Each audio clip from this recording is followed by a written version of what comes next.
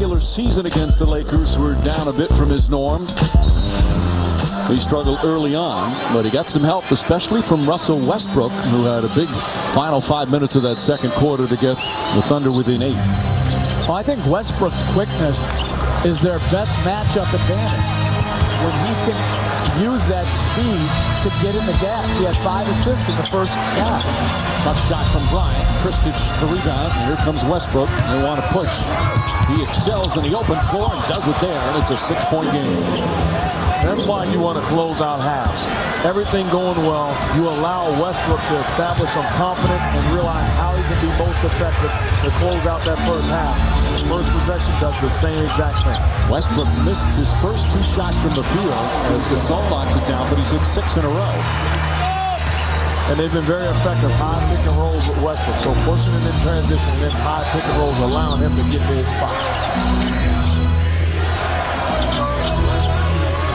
Green finds Durant. Artest has been guarding him most of the time in that first half. Shot clock down to 5. Bryant on Westbrook. See, that's where Seth Losa has to be more of an offensive threat. The ball came to him. He's wide open, and he makes an unnecessary extra pass. Kobe Bryant came all the way to the strong side of the floor. They reversed it. You've got to be a threat. That's why you look at that play and you say, okay, Durant, take Gasol one-on-one. Well, he really can't because Bryant is zoning the area, so other guys have to look to be aggressive. Let's check in with Lisa.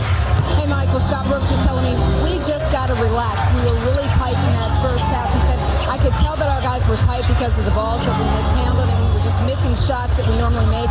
He said, all in all, we played about 6 minutes, and that's just it, 6 minutes of our kind of ball. And said, that's the good news. That's what I told our guys at the half, that we're only down by 8. So let's just relax and do a better job this half.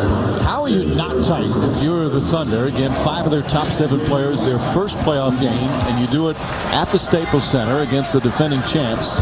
Mark, what do you remember from your very first playoff game in terms of the jitters? I wasn't smart enough to be tight. I think as a young player, you put the time in, you have extreme confidence because you prepared through repetition, also through paying attention to detail, and then you just let your head down and play, especially when you have the type of game of a Kevin Durant. You have a superstar on your team. The world is against you.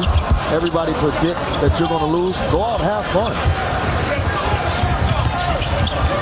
Again, they were a good road team. Their road record is the exact same as the Lakers' road record this year. Bynum with another block, his third. Westbrook gets it back. Look at Westbrook battling. He's a very good rebounding guard.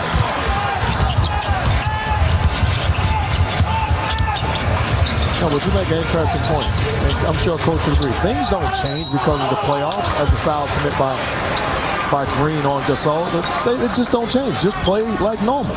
You don't think they change in terms of the intensity of everybody, the opponent? Like, they're not used to seeing the Lakers certainly playing extra intensity, and everybody's going to be that in the playoffs. No, I think you're right about the intensity part, but I don't understand why you would be more nervous for the playoffs. You're the underdog. There's really no pressure on you. You just play basketball. But the one thing I do think that's important is that you come to win the series. As Bynum, again, they're going to wave it off. Ball above the cylinder when Gasol touches it. So I think the critical thing for any underdog is thinking that you can win the series. Come to win not a game, but the whole thing. And this was obviously a good call by Monty McCutcheon. And in that mentality of coming to win, you don't just want it to be the big 3. You don't want it to be just Westbrook, Durant, Green. You have to collectively believe we have a chance to win this thing. What is always interesting to see, though, there's so many young players on this team. As Durant fires away, can't get it to go, Bynum the rebound. Is, which players in their first playoff appearances, do they raise their level? And sometimes take a little while to get used to it. Bad pass through the hands. Actually, the pass wasn't bad. Through the hands of Gasol. Durant blocked by Bryant. Good hustle play on defense. And Fisher will set it up. 6 block shots for the Lakers. They have 6 steals as well. Their defense has been very solid. Artest wide open. Thought about it. Too strong. Rebound kicked a couple of times off Bynum's foot as Bynum and Durant bump heads. And this is when you're an effective defensive team. Look at the effort to get back in transition. Not only Bryant, but also Artest and Gasol. Getting back transition defensively, contesting every shot. Green halfway down before rolls out. Cephalosha on Bryant. Gets inside to Bynum. And Bynum flips it up and in. Bynum may have gotten away with a travel there. And the lead back to 10 for the Lakers. Bynum in double figures with 11.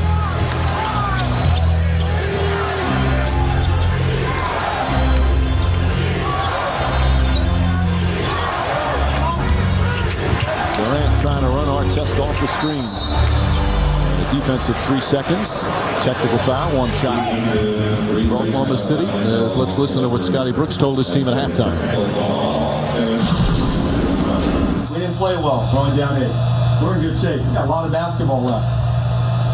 One of the things that we have to do, guys, is just take care of the ball. Just take care of the ball. We're being soft with the basketball. We're giving them opportunities to even go more aggressive on us.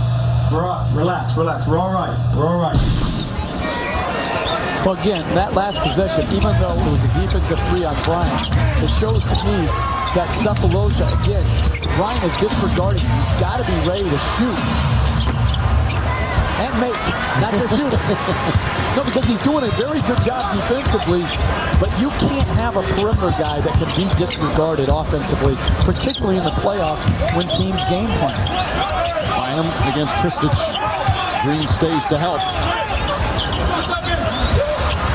Bynum forces up the shot. Won't go. Artest right there. Durant a number of times has not done a good job either securing a long rebound or staying engaged and using his side to get traffic rebounds. He's got to do a better job rebounding the ball. Here Bynum's forced to take a tough shot, but Durant's not even close to Artest's body. Good activity by Ron Artest. Lakers up 11. Durant seeing a very determined Laker team, Mark. Now, these are the type of plays that give you goosebumps as far as a coach. You talk about a turnover offensively. And take a look at Artest and Bryant. Off to the races, not allowing Durant to get a wide open layup in transition or play one-on-one against Derek Fisher. The commitment to run back in transition to Pau Gasol, great job by you also. I don't control the truck. That's their fault for not identifying you. By the way, did you ever get goosebumps on the sideline? On plays like that. I never knew that. I wasn't cold. I was just like... Green misses. No, but you know what, Mike? You know what that shows? A will to win. And when your team plays with a will to win, you can accept the result. You know, you're not going to always win, but what you don't want to do is beat yourself through either a lack of effort or poor execution.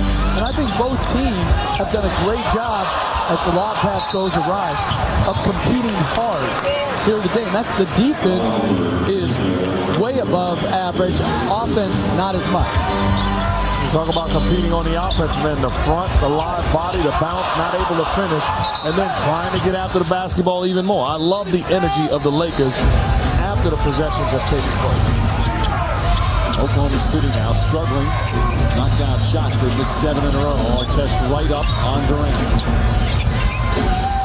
Inside to Westbrook. Green gets a good look. And Cephalosha the rebound. Fouled by Fisher. So Derek Fisher picks up the personal. That's his second. Again, I think Oklahoma City has to do a little bit more to try to get Westbrook into the paint. To me, right now, he has the best matchup advantage, trying to use his quickness against Fisher. Cephalosha poked away. Kobe Bryant's done that at least 3 times. And another foul on Fisher. Little saying, come on now, that's his third. We've seen, Kobe Bryant, he can be such a terrific defender. He's an all-NBA defense so many years. See, I think when 2 players on the floor, anything should go. There should be no call ever while 2 people are prone on the floor. Doesn't matter what they do, and that's usually the case. You can sit on a guy's head and you don't ball it off him. Ball is loose. Cephalosha, wow. 53-42. Oklahoma City's missed 9 shots in a row. Ball deflected. Still late the ball as we approach the midway point of the third. Part of the problem with Scott Brooks, if you decide to go James Harden as we take